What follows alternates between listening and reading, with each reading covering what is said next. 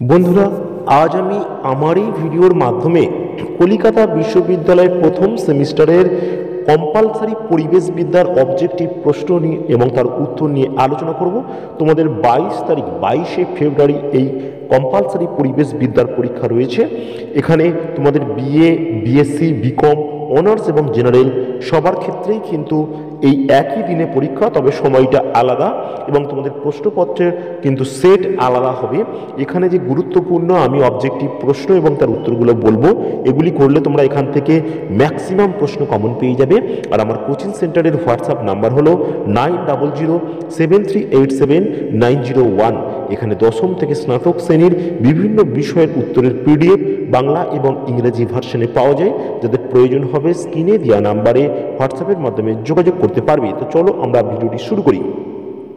তোমাদের পরীক্ষা হবে 22 তারিখ। সেখানে তোমাদের 50 নম্বরের লিখিত পরীক্ষায় এমসিকিউ প্রশ্ন হবে 10টি এবং 2 নম্বরের প্রশ্ন হবে 10টি এবং 5 নম্বরের 4টি প্রশ্ন থাকবে। এই ভিডিওর মাধ্যমে আমি গুরুত্বপূর্ণ এমসিকিউ এবং 2 নম্বরের প্রশ্ন এবং তার উত্তরগুলো বলবো, যেগুলি করলে তোমরা এখান থেকে ম্যাক্সিমাম প্রশ্ন কমন পাবে। তোমরা 30 নম্বরের মোট প্রশ্ন পড়বে, এই 2 নম্বর এবং 1 নম্বর করে। নাইট্রোজেন স্থিতিকারী ব্যাকটেরিয়ার নাম রাইজোবিয়াম, অ্যাজিটোব্যাক্টার প্রভৃতি। জলে ভাসমান আণুবীক্ষণিক জীবদের বলা হয় প্ল্যাঙ্কটন। ভূপাল গ্যাস বিপর্যয়ের জন্য দায়ী গ্যাসটির নাম মিথাইল আইসোসায়ানেট বা মিক। একটি স্বল্পমাত্রিক মৌল হল মলিবডিনাম। চিপকো আন্দোলন ঘটেছিল তেহরি গারোয়ান অঞ্চলে। সাইলেন্ট ভ্যালি আন্দোলন সংগঠক হলেন কেরল সাহিত্য পরিষদ। অ্যাক্টিভেটেড স্লাজ পদ্ধতি যুক্ত আছে জল দূষণ পদ্ধতির সঙ্গে।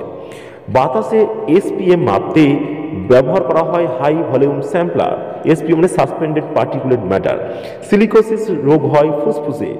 লোটিক জল বা প্রবাহমান জলের উদাহরণ হলো নদীর জল। অম্লবৃষ্টির জন্য দায়ী গ্যাসটির নাম হলো সালফার ডাইঅক্সাইড, নাইট্রোজেন ডাইঅক্সাইড প্রভৃতি।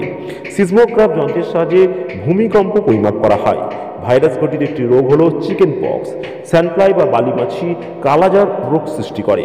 ইটাই রোগের জন্য দায়ী মৌলটির নাম ক্যাডমিয়াম। জিম কার্বেট জাতীয় উদ্যান অবস্থিত ঝাড়খণ্ডে। একটি প্রজাতি যে কোনো একটি নির্দিষ্ট স্থানে সীমাবদ্ধ থাকে তাকে বলা হয় এন্ডেমিক প্রজাতি। অতিরিক্ত পরিপোষক সম্পন্ন জলাশয়কে বলে ইউট্রপিক এবং পদ্ধতির নাম ইউট্রপিকেশন। জলে উপস্থিত যে দূষণের জন্য ব্লু বেবি সিনড্রোম দেখা যায় তা হল নাইট্রেট। পেট্রোল গাড়ি থেকে নির্গত সর্বাপেক্ষা গুরুত্বপূর্ণ বায়ুদূষক পথের নাম কার্বন ডাই অক্সাইড। নর্মদা বাঁচাও আন্দোলনের অন্যতম পথিকৃৎ হলেন মেধা পাটেকর।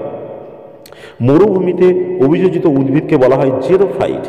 জলজ উদ্ভিদকে বলা হয় হাইড্রোফাইট এবং লবণাম্ব উদ্ভিদকে বলা হয় হ্যালোফাইট। দক্ষিণ আমেরিকার প্রশান্ত মহাসাগরীয় উপকূলে যে উত্তপ্ত জলপ্রবাহ দেখা যায় তাকে বলা হয় এল নিনো। ক্রান্তীয় সাবানা বায়োমের উদাহরণ হল অস্ট্রেলিয়ার তৃণভূমি। প্রোটোজোয়া গঠিত একটি রোগ হল ম্যালেরিয়া, অ্যামিবায়োসিস প্রভৃতি।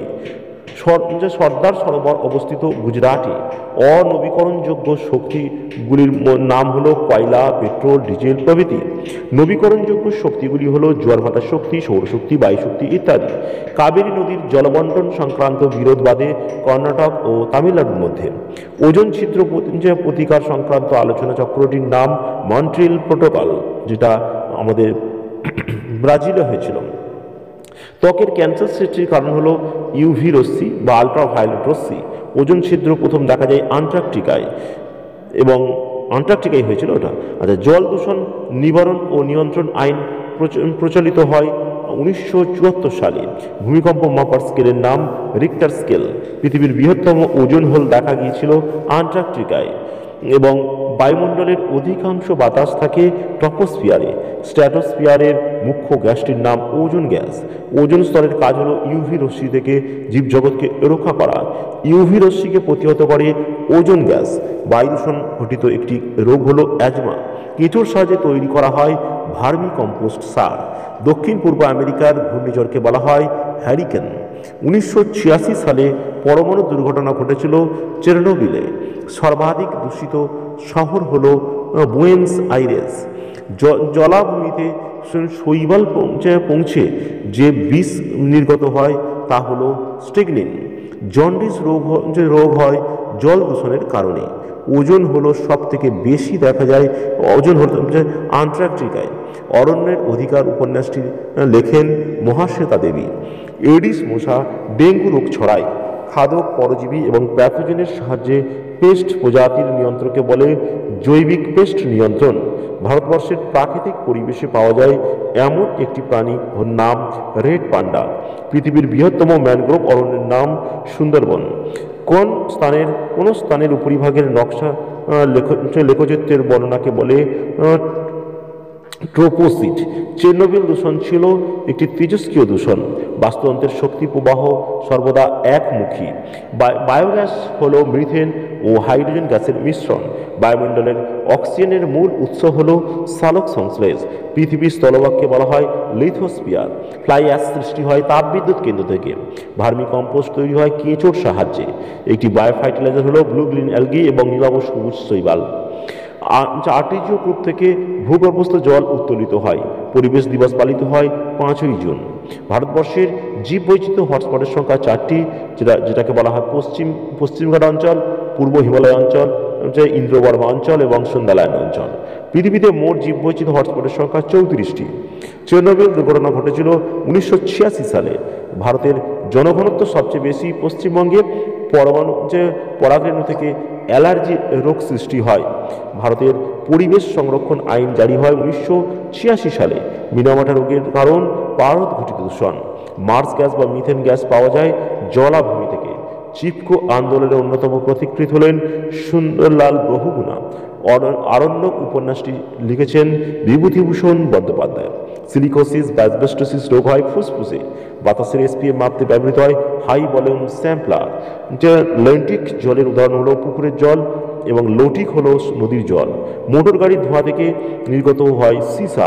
বায়ুতে নাইট্রোজেনের পরিমাণ 78.08%। গ্রিনহাউস গ্যাসগুলি হলো carbon dioxide, methane, chlorofluorocarbon, nitrous oxide ইত্যাদি। বিশ্ব স্বাস্থ্য দিবস পালিত হয় 7ই এপ্রিল।